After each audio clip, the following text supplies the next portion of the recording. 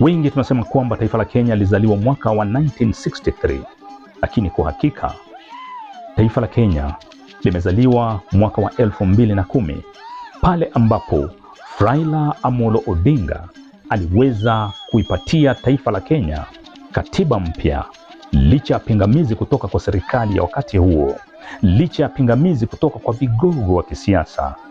Raila Amolo Odinga hajawahi poteza.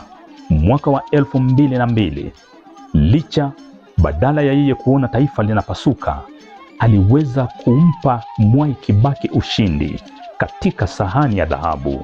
Raila akasema Kibaki tosha, na kwa hakika Kibaki akawa rais.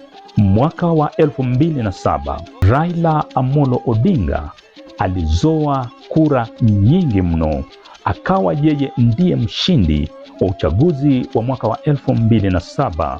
Lakini tena kama ilivyo desturi ya Kenya, serikali ya aliyekuwa rais Mwai Kibaki iliweza kumnyang'anya ushindi.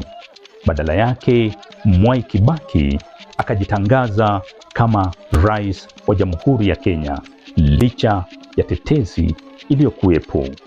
Raila badala aone nchi yake ikiporomoka, aliachilia ile tunayosema kwa Kiingereza, he had to let go, kusudi kuidhibiti Jamhuri ya Kenya. Mwaka wa 2013, Raila Amolo Odinga kwa mara nyingine aliweza kuwa mshindi wa uchaguzi ule, lakini licha ya hayo pia vile serikali iliweza kumgandamiza na kumpokonya ushindi ambao kwa hakika ulikuwa ni dhahiri kwamba Raila Amolo Odinga ndiye aliyezoa kura nyingi zaidi.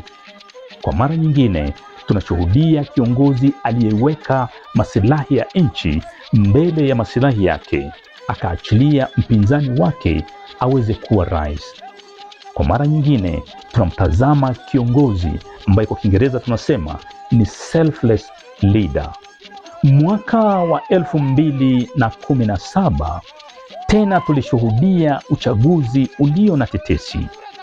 Raila Amolo Odinga inaaminika kwamba aliibuka mshindi mkubwa, lakini kama ilivyo desturi, kwa mara nyingine Raila Amolo Odinga alipokonywa ushindi.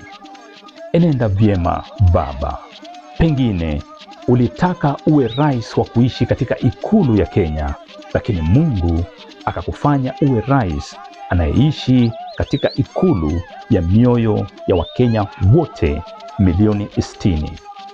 Enenda vyema baba Raila Amolo Odinga, tutakutana mahali pema peponi.